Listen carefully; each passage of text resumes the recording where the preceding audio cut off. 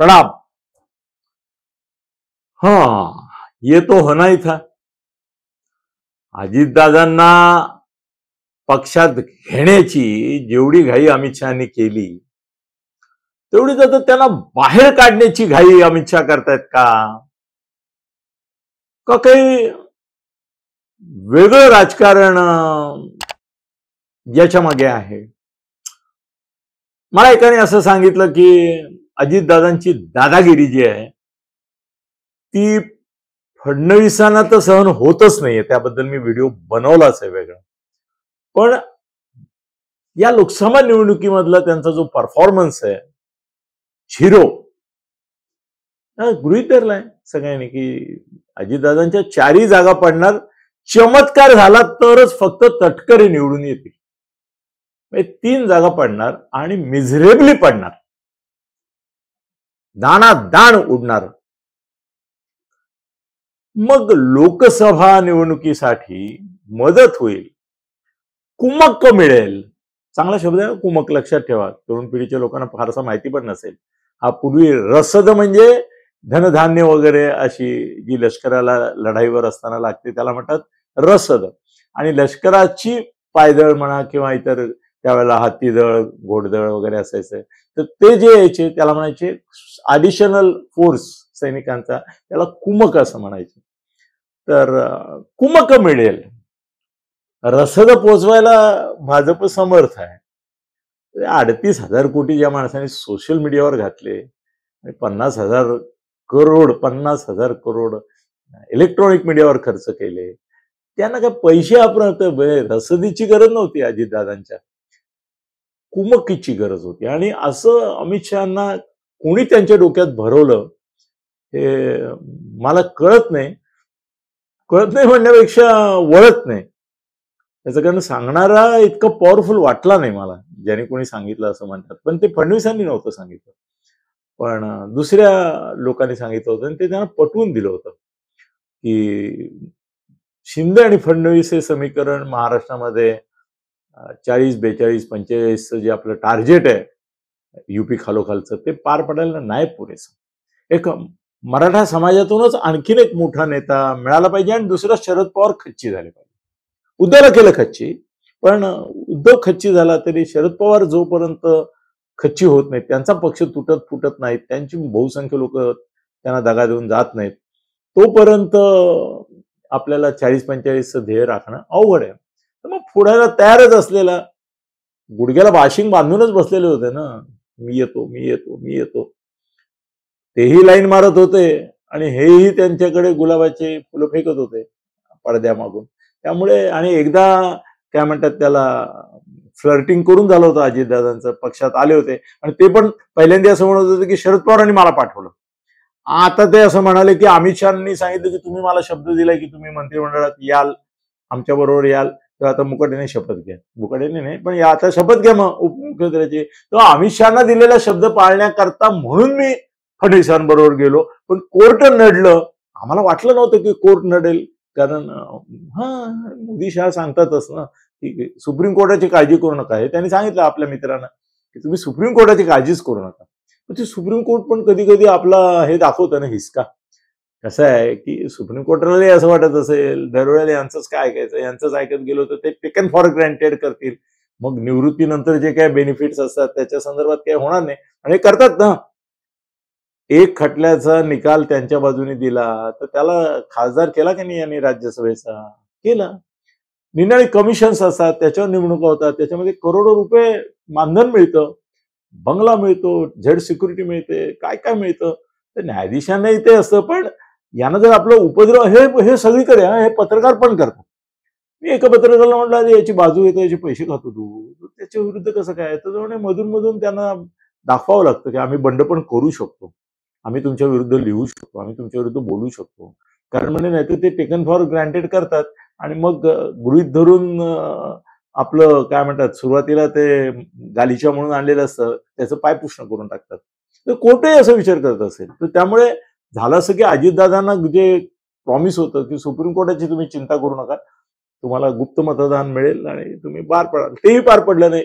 कोर्टाने घातली 5 सर त्याच्यामध्ये आणि व्यक्तिशः प्रत्येकाचं नाव घेऊन हे करायचं, त्यामुळे नाही तर ते सरकार पडलं नसतं, व्हॉट एव्हर इट इज. पण ते फ्लर्टिंग एक झालं होतं.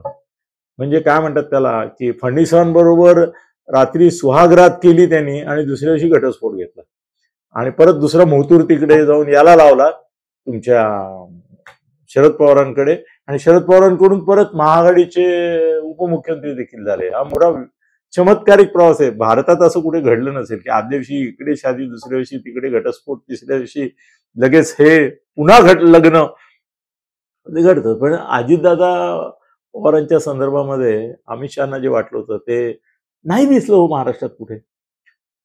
मी म्हणतो म्हणून नाही, आता तुम्ही पण पेपर वाचता, टीव्ही बघता, की टीव्ही मध्ये याच्यामध्ये तुमचे कोणी मित्र असतात. प्रत्येकाचा एक पोलीसवाला मित्र असतो. लक्षात ठेवा, एक तरी पोलीसवाला, अगदी हवालदार असला तरी हरकत नाही, पण तुमचा मित्र पाहिजे. एक तरी पत्रकार तुमचा मित्र पाहिजे. एक तरी अडीअडचणीला पैसे देणारा असा कोणीतरी एक चांगला सधन असा माणूस तुमचा मित्र पाहिजे. एक तरी राजकारणी, मग तो अगदी नगरसेवक असला तरी चालेल, पण तो तुमचा मित्र पाहिजे. त्यांनी तुम्हाला आपलं म्हटलं पाहिजे, तुम्ही त्याला असं सिद्ध केलं पाहिजे की आपण दोघं काहीतरी ऋणानुबंध, स्नेहबंध आहे. नाहीतर तुम्ही अडचणीत आल्यावर कोणी वाटायला येत नाही तुमच्या. आता बघा ना, हे पुण्याच्या प्रकरणामध्ये आमदार, खासदार, काय काय लोक इन्व्हॉल्व्ह होत आहेत, सगळे अधिकारी. ते अधिकाऱ्यांमध्ये म्हटलं, पोलीस म्हणालो मी, पण एखादा महसूल किंवा याचा पण अधिकारी आपला महापालिकेतला वगैरे नगरपालिकेतला एखादा पाहिजे आपल्याला. मुद्दाम गैरकृत्य करण्यासाठी नाही, बेकायदेशीर काही केलं म्हणून नाही. इन जनरल तुम्हाला एक 5 मित्र हे हवेच. पोलीसमध्ये, पत्रकारांमध्ये, त्यानंतर सरकारी अधिकाऱ्यांमध्ये, लोकप्रतिनिधींमध्ये. 5वं मी एक आणखीन तुम्हाला सांगेन किंवा 6वं काय आहे माहिती मला, पण मेडिकलमध्ये पण तुमचा कोणीतरी एक पाहिजे. आजारपणामध्ये तुम्हाला बिल कमी करून घेण्यासाठी तरी त्याचा उपयोग होतो. कारण इतके अफॉर्मस बिल लावतात. म्हणजे एकच, आता जाऊ दे, मी वेगळ्या ठिकाणी जाईन, मी या माया मुद्द्याकडे येतो, नाही तर तो मुद्दा इतका मोठा आहे, पण मी करीन व्हिडिओ त्याच्यावर वेगळा. तर कसं आहे ना, की अजितदादांचा उपयोग झाला असं तुम्हाला कोणीच सांगणार नाही. या महायुतीच्या निवडणुकीमध्ये जे उमेदवार उभे केले 48, त्याच्यामध्ये शिंदेची 15 होते, यांचे 4 होते आणि बाकी भाजपचे होते. पण काय कुठे उपयोग पडले? अजितदादा स्वतः बायकोच्या पलीकडे फिरले नाही.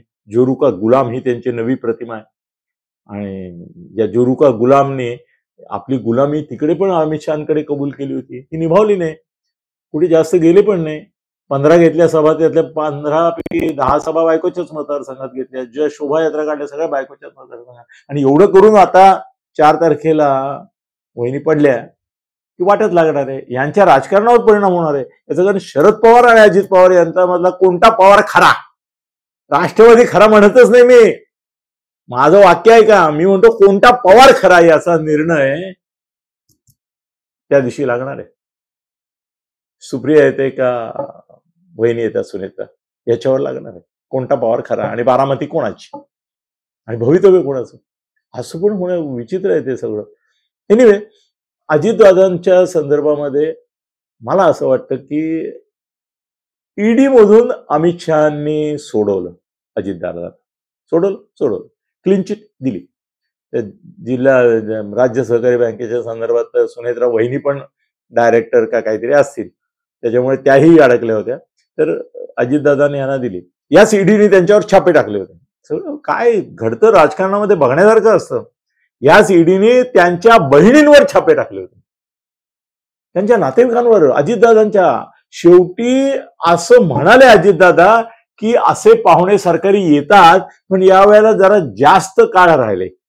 8-8 दिवस अजितदादांच्या प्रत्येक बहिणीच्या घरी, नातेवाईकाच्या घरी ईडीचे याचे लोक तळ ठोकून, इन्कम टॅक्सचे लोक तळ ठोकून बसले होते. शरद पवार सुद्धा मला असं वाटतं की म्हणाले त्यावेळेला की पाहुणे येतात आमच्याकडे अधूनमधून, पण यावेळेला जरा मुक्काम लांबलाय त्यांचा. मला वाटतं पवारच म्हणाले की काय त्यांचं सख्य होतं ना ओपनली, आतून जरी वैमनस्य असं तरी. तर अशा शरद पवारांच्या, आपल्या अजितदादांच्या संदर्भामध्ये मोदींनी 4 दिवस आधी, 2 दिवसच आधी विधान केलं की 70,000 करोडचा घोटाळा करणारा राष्ट्रवादीचा नेता आहे. तर अजितदादांबद्दलच होतं ते. आणि 70,000 करोडचा घोटाळा आहे असं वर्तमानपत्रात दुसऱ्या दिवशी छापून येऊन त्याच्यावर तिसऱ्या दिवशी अग्रलेख येत असतानाच अजितदादा भाजपच्या बरोबर, राष्ट्रवादी तुटली, 40 लोक तुटले, खासदार तुटले, यांच्या बरोबर आले, उपमुख्यमंत्री पदाची शपथ घेतली. मोदींनी पण असं कसं काय विचार केला नाही मला प्रश्न पडतो की बाबा याला झालंय, अमित शहाने शिजवलंय, कुकरची शिट्टी फक्त वाजायची, ती कुकरची शिट्टी मारायचं आपलं काम करायचंय, तर त्याच्याऐवजी त्यांनी कुकरच फोडून टाकला शिट्टी दाबून. माहितीये ना तुम्हाला, तिचं वाफ गेली नाही तर कुकर फुटतो, तर तो कुकर फोडला त्यांनी मोदींनी गौप्यस्फोट करून की 70,000 करोडचं मामला आहे म्हणून. आणि मग नंतर कुकर फुटल्यावर आतला भात मात्र हलगत काढला आणि उपमुख्यमंत्रीपदी बसवला. हे पण चमत्कारिक आहे. मोदींनी आधी विचार करायला पाहिजे होता की हा पुढे फॉलोअप मध्ये आपल्याला महागात पडेल, घ्यायचा नाही तुम्हाला, मग निदान त्याची बदनामी करून त्याच्या अंगावर डांबर होतायचं आणि नंतर म्हणायचं की याला घेऊन आलो. वॉशिंग मशीन, ते रावसाहेब दानवेनं भारतीय जनता पक्षाला ना ऑल इंडिया लेव्हलवरनं कायमचं बदनाम करून टाकलं. काल ममता बॅनर्जीचं भाषण मी ऐकत होतो, कलकत्त्यात करत होती ती, त्याच्यात तिने तो शब्द वापरला. ती म्हणाली की इनके पास वॉशिंग मशीन है, उसमें सबको धुलाया जाता है.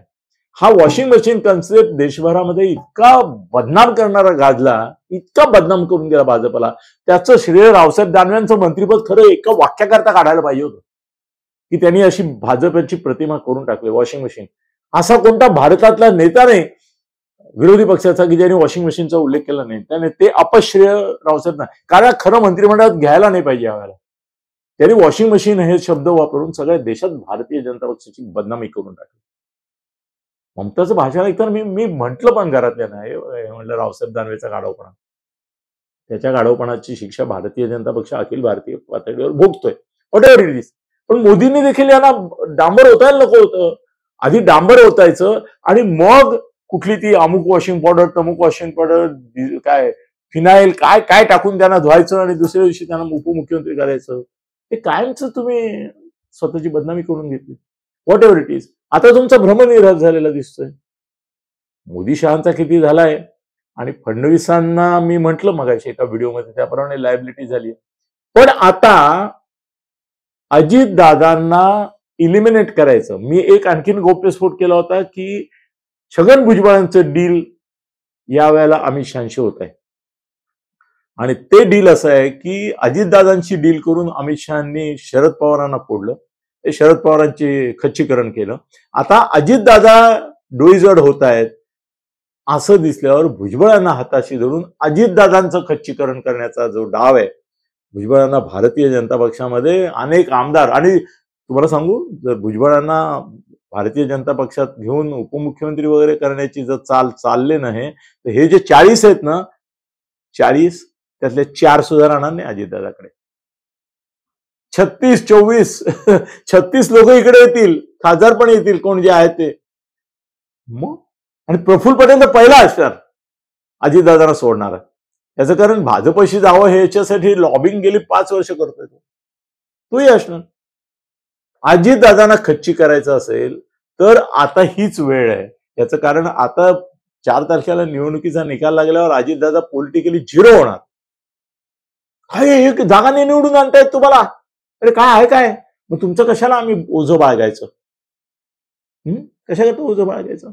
आता जी चौकशी सुरू होतीये जरंडेश्वर कारखान्याची, ती ईडीची नाहीये. ईडीने क्लीन चिट दिलेली आहे, राज्य सहकारी बँकेच्या संदर्भात दिली, इकडे दिली आहे, जरंडेश्वरला दिली आहे. आता महाराष्ट्राचं इकॉनॉमिक ऑफेन्स विंग याची चौकशी करायला लागली. त्याच्याकडल्या तक्रारीचा फॉलोअप सुरू झालेला आहे आणि त्याच्याच बरोबर अँटी करप्शन ब्रँचचं पण, जी महाराष्ट्र सरकारच्या आधिपत्याखाली आहे, त्यांच्यातर्फे सुद्धा याची चौकशी सुरू झाली.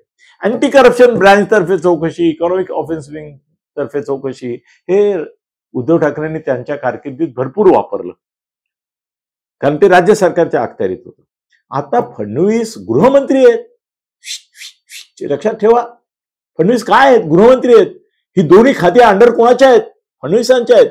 ज्यावेळेला ही 2 खाती परत रिव्हाइव्ह करतात ईडीने क्लीन चिट दिलेली असताना अजितदादांना, याचा अर्थ स्पष्ट आहे की मी आणखीन एका व्हिडिओत म्हटल्याप्रमाणे डोईजड झालेल्या अजितदादांना कंट्रोलमध्ये आणण्याची. आत्ता त्यांना कळलं पाहिजे अजितदादांना की तुम्ही फार उडू नका, आम्ही तुम्हाला पाडू शकतो.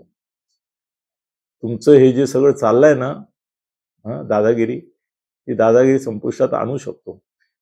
तुमची ईडी आणि आपल्या ईडी चौकशीतून तुम्ही अमित शहाकडून क्लीन चिट मिळवली.